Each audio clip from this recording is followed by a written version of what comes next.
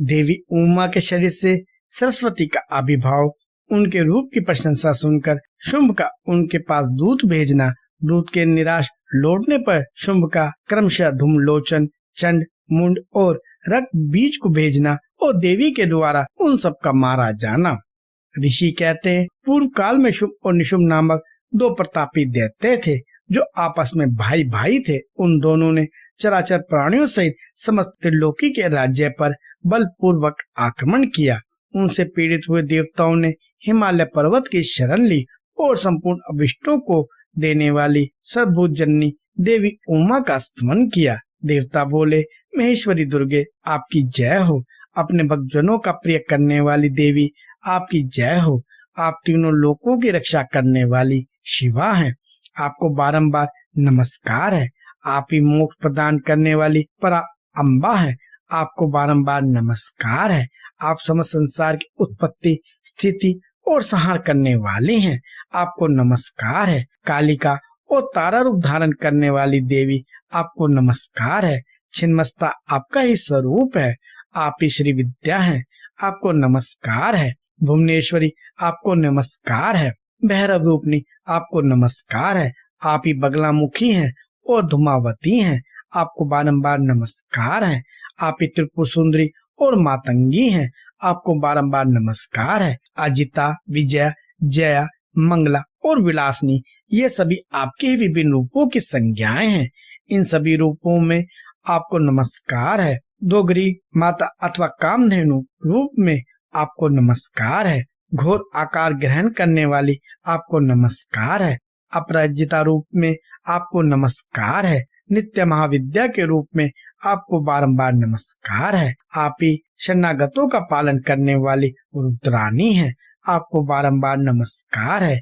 वेदांत के द्वारा आपके ही स्वरूप का बोध होता है। आपको नमस्कार है। आप परमात्मा है।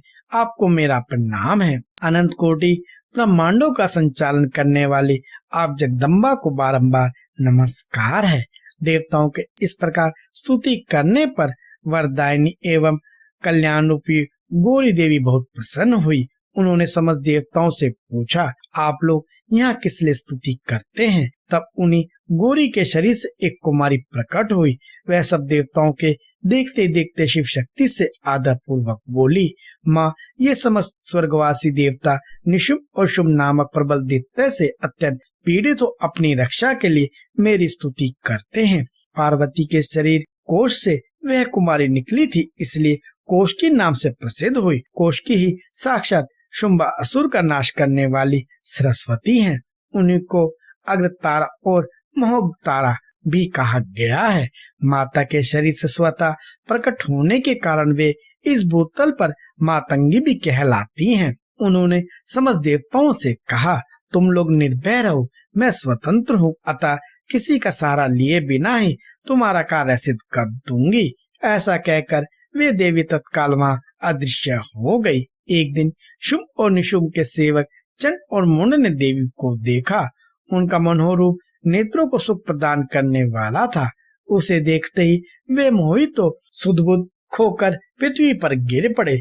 फिर होश में आने पर वे अपने राजा के पास गए और आरंभ से ही सारा वृत्तांत बताकर बोले, महाराज, हम दोनों ने एक अपूर्व सुंदरी नारी देखी है जो हिमालय के रमणीय शिखर पर रहती है और सिंह पर सवारी करती है।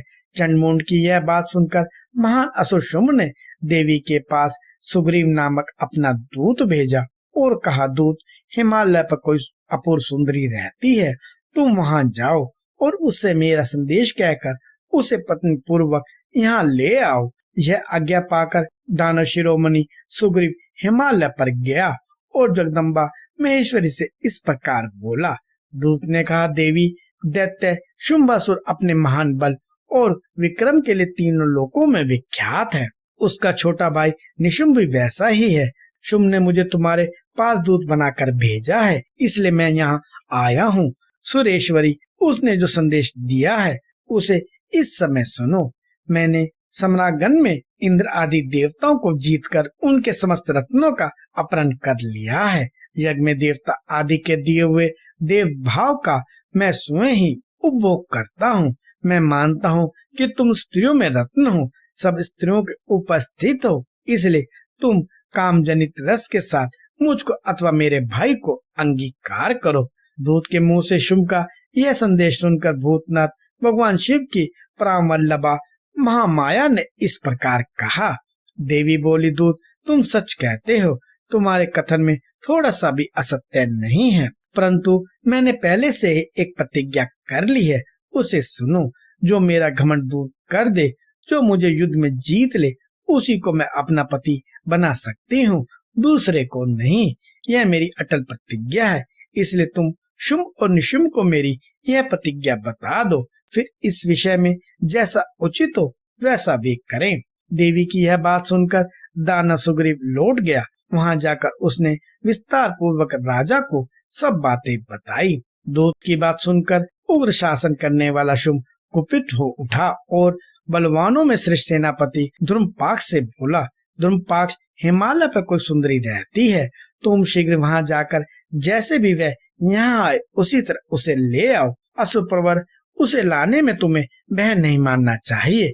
यदि वह युद्ध करना चाहे तो तुम्हें प्रयत्न पूर्वक उसके साथ युद्ध भी करना चाहिए। शुंभ की ऐसी आज्ञा पाकर दैत्य धूम्रलोचन हिमालय पर गया और उमा के अंश से प्रकट हुई भगवती भुवनेश्वरी से कहा, नितम्बनी, मेरे स्वामी के पास चलो, नहीं तो तुम्हें मरवा डालूंगा। मेरे साथ 60,000 असुरों की सेना है। देवी बोली, वीर, तुम्हें दैत्यराज ने भेजा है, यदि मुझे मार ही डालोगे तो क्या करूंगी, परंतु युद्ध के बिना मेरा वहां जाना असंभव है, मेरी ऐसी ही मान्यता है। देवी के ऐसा कहने पर दानव धूम्रलोचन उन्हें पकड़ने के लिए दौड़ा, परंतु महेश्वरी ने हूं के उच्चारण मात्र से उसको भस्म कर दिया। तभी से वे देवी इस भूतल पर भूमावती कहलाने लगी। उनकी आराधना करने पर वे अपने भक्तों के शत्रुओं का संहार कर डालती है। द्रुमपाश के मारे जाने पर अत्यंत कुपित हुए देवी के वहां सिंह ने उसके साथ आए हुए समस्त असुर गणों को चबा डाला।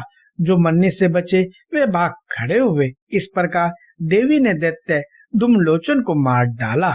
इस समाचार को सुनकर प्रतापी शुंभ ने बड़ा क्रोध किया। वह अपने दोनों होठों को दांतों में दबाकर रह गया। उसने क्रमशः चंड, मुंड और रक्त बीज नामक असुरों को भेजा। आज्ञा पाकर वे दैत्य उस स्थान पर गए जहाँ देवी विराजमान थी।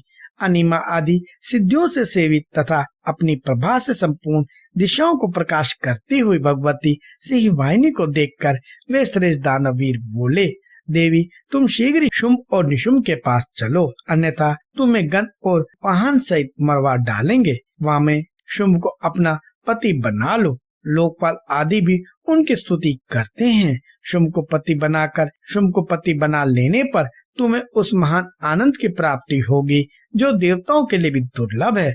उनकी ऐसी बात सुनकर परमेश्वरी अम्बा मुस्कुराकर सरस मधुर वाणी में बोली। देवी ने कहा, अद्वितीय महेश्वर पर ब्रह्म परमात्मा सर्वत्र विराजमान है, जो सदाशिव कहलाते हैं। वेद भी उनके तत्व को नहीं जानते, फिर विष्णु आदि की तो बात ही क्या है।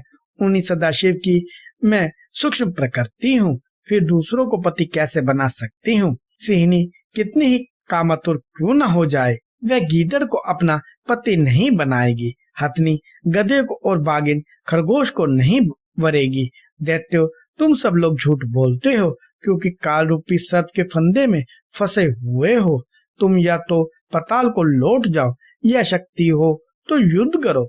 देवी का यह क्रोध पैदा करने वाला वचन सुनकर वे दैत्य बोले, हम लोग अपने मन में तुम्हें अबला समझकर मार नहीं रहे थे, परंतु यदि तुम्हारे मन में युद्ध की ही इच्छा है तो सिंह पर सुस्थिर होकर बैठ जाओ और युद्ध के लिए आगे बढ़ो। इस तरह वाद विवाद करते हुए उनमें कलह बढ़ गया और सम्रागन में दोनों दलों पर तीखे बाणों की वर्षा होने लगी।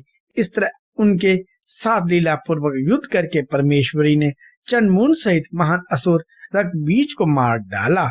वे देवैरी असुर द्वेष बुद्धि करके आए थे, तो भी अंत में उन्हें उस उत्तम लोक की प्राप्ति हुई जिसमें देवी के भक्त जाते हैं।